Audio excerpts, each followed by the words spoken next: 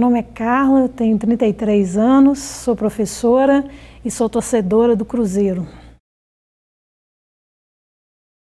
Nossa, falar do Cruzeiro, a minha primeira relação que me vem na memória é aos 6 anos de idade, ao contrário de que muitos criam uma identidade com o clube através da figura masculina, que é o pai, e no meu caso foi através da minha mãe, que é fã número 1 do Tostão.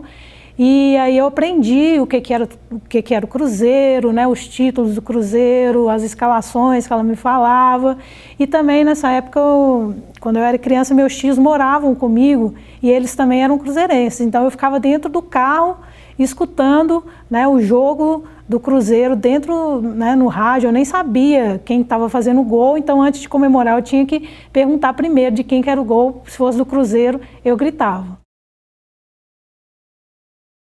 Olha, eu acompanho bem, eu sou sócia torcedora do clube, eu vou ao estádio, quando não tem como eu ir, eu acompanho através das redes sociais, né? Eu tenho grupo no WhatsApp só de cruzeirense, ouço pelo rádio, né, o noticiário antes do jogo, pós o jogo, né, no dia seguinte, a semana toda, exceto quando o Cruzeiro perde. Quando o Cruzeiro perde, eu não ligo a televisão, eu não acesso o Facebook, eu não ligo o rádio, eu não consigo conviver com a questão da derrota. Mas é por aí, eu tenho grupos de discussão, né, eu acompanho através do jornal, de todas as fontes possíveis, eu acompanho o Cruzeiro.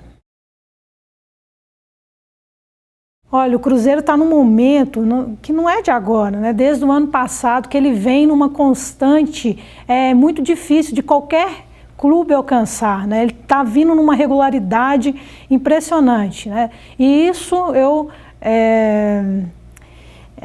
relaciono com o Marcelo Oliveira, que é o treinador, o Alexandre Matos, que é o diretor e que fez ótimas escolhas, né? Trouxe jogadores que estavam esquecidos e que se deram bem. O próprio Marcelo Moreno, que não dá certo em time nenhum.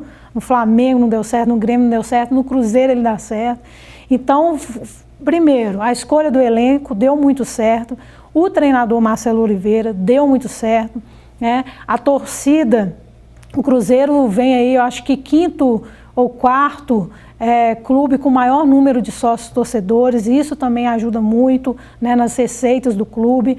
O clube financeiramente anda muito bem, o presidente, né, Gilvan Pinho também, junto com o Alexandre Matos, tem feito um elenco, tem feito o time andar, o time funcionar e despertando aí a curiosidade de todo mundo como que um time consegue manter uma regularidade como vem mantendo desde 2013, né? Desde 2013 que o Cruzeiro é líder do Campeonato Brasileiro e ninguém se aproxima e ninguém consegue ter uma regularidade.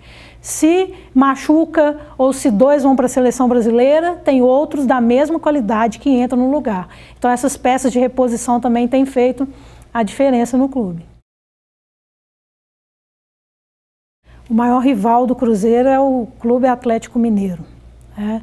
E eu não consigo me dar muito bem com isso. Eu sou o tipo de torcedora que já fui expulsa de bar, já arrumei confusão, né? Não consigo lidar com a tolerância com o outro, né?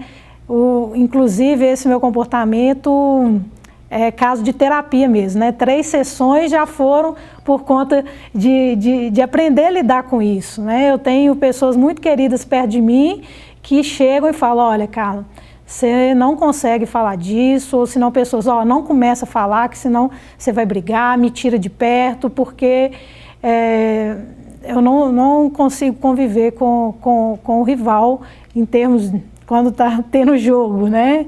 É uma coisa que eu não controlo.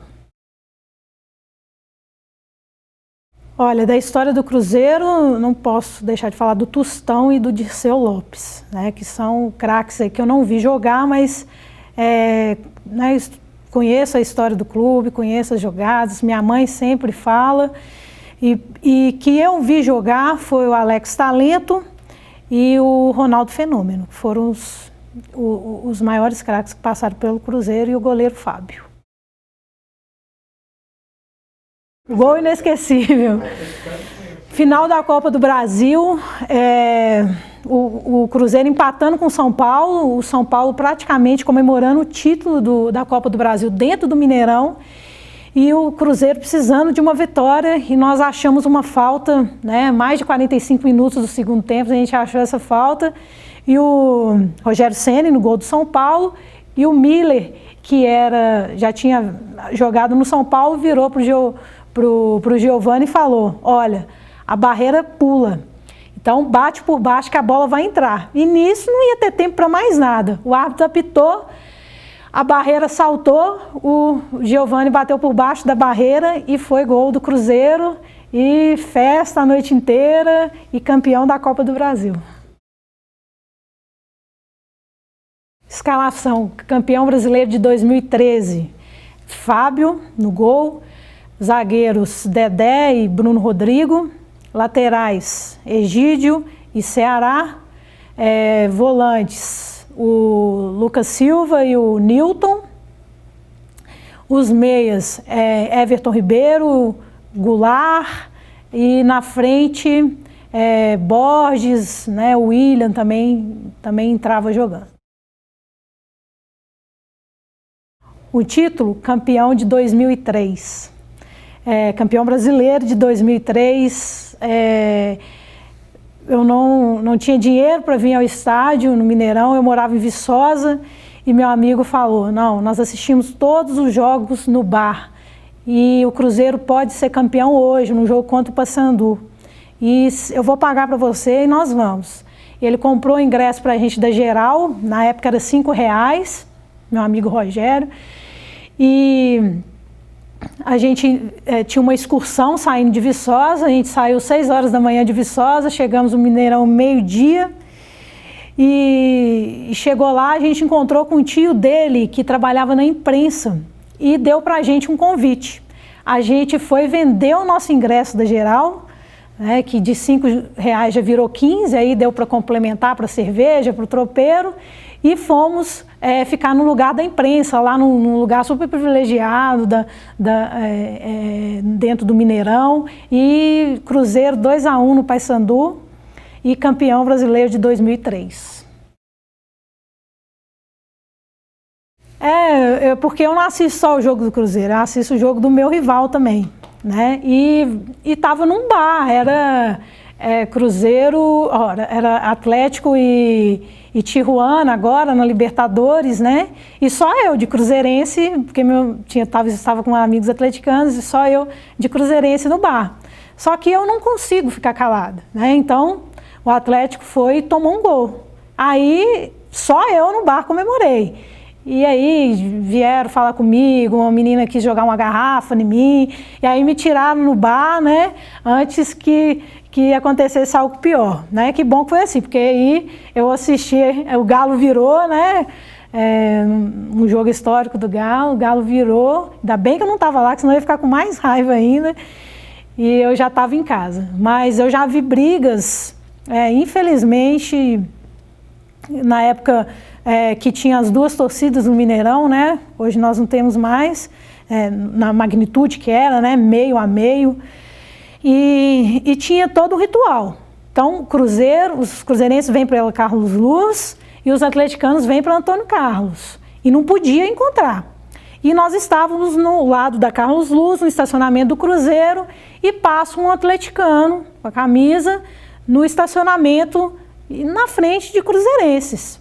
Não, para mim isso não tem nada a ver, né? Mas ele foi passando, já veio um rapaz, deu uma voadora no peito dele, já derrubou, já tirou a camisa dele e já colocou fogo, né? Já vi isso. Não foi só no clássico, Cruzeiro e Flamengo também, eu já levei, né? Encontraram as duas torcidas e eu e minha irmã estávamos no meio, e teve spray de pimenta, né? A sensação é ruim de spray de pimenta no olho. Esses foram os casos de violência assim, que eu já presenciei. Existe um grande clube na cidade que mora dentro do meu coração. Eu vivo cheio de vaidade, pois na realidade é o grande campeão. Nos gramados de Minas Gerais temos páginas heróicas e imortais. Cruzeiro, Cruzeiro querido, tão combatido e jamais vencido. Olha, eu acho que foi um momento em que se misturou muitas coisas, né? Inclusive com a questão política, né? Nós estamos em anos de eleição. E uma coisa que marcou foi a questão das manifestações. Então, a princípio, todo mundo contra a Copa do Mundo, né? E eu ouvi uma expressão que encaixou muito com o meu sentimento, que foi a Copa dos Arrependidos. Então, eu tive a oportunidade de ganhar um ingresso da Copa do Mundo, né? E rejeitei. Eu falei, eu não vou participar disso. Né? Isso em 2013. E quando chegou a Copa, eu estava correndo atrás de ingresso para comprar, querendo participar do evento. Então, eu acho que outras pessoas também tiveram esse sentimento de arrependimento, de não ter participado da festa. E eu lembro, quando minha opinião mudou, foi quando estava tendo aqui Colômbia e um outro time, eu não me lembro, aqui em Belo Horizonte, e eu estava na Praça da Savassi e vi aquela festa, todo mundo de fora, né?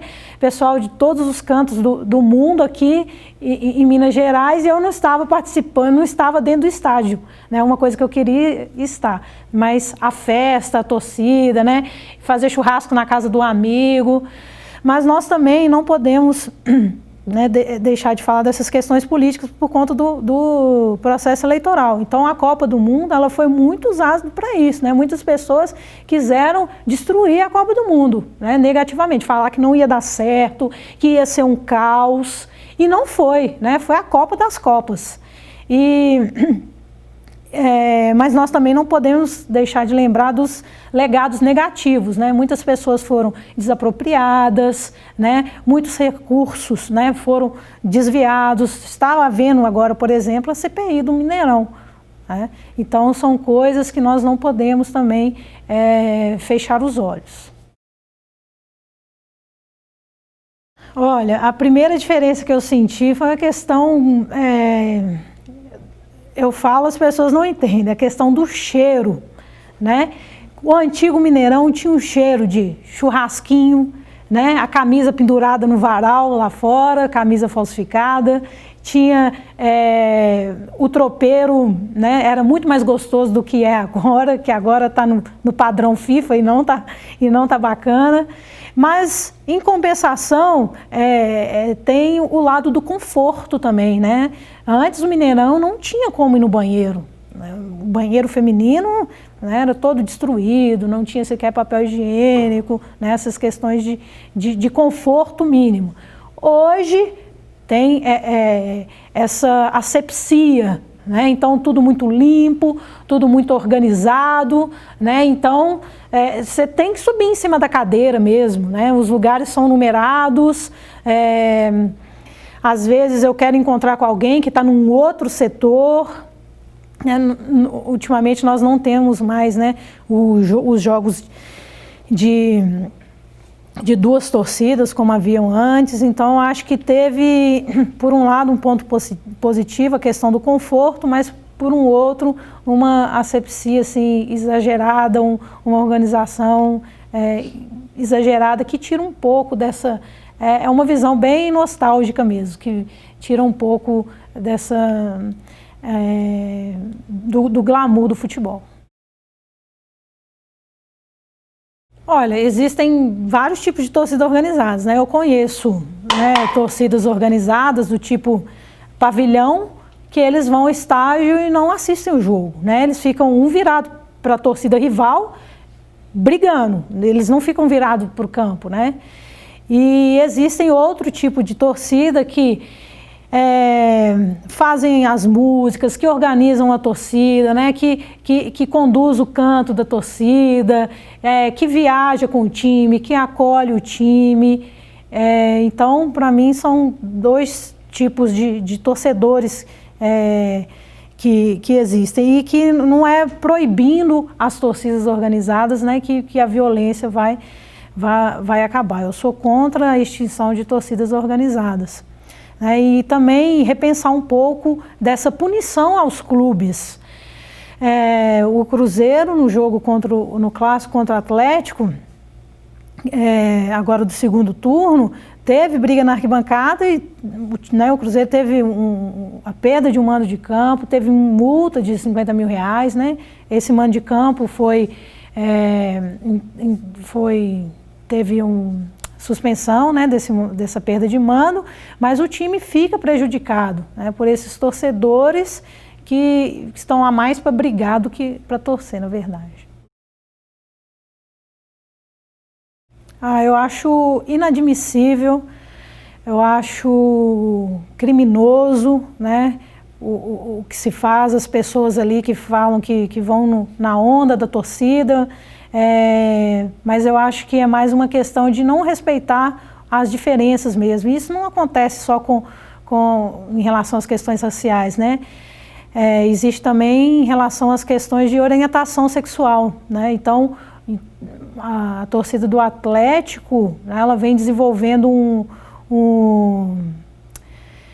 uma marca que é quando o goleiro vai bater o tiro de meta, né, eles gritam bicha, né, então bicha o tempo todo, é o cruzeirense sendo chamado de Maria, né, então esse tipo de intolerância, tanto para as questões de orientação sexual e para as questões raciais, eu acho inadmissível, né? Então não é falar igual o Pelé disse, né, que o Aranha tinha que ter continuado o jogo e não ter ouvido a torcida, né? Se o Pelé tivesse feito isso, né, parado o jogo e reclamado na época dele, talvez as coisas estariam melhores hoje, né? E as coisas estão assim porque o Pelé deixou a bola correr.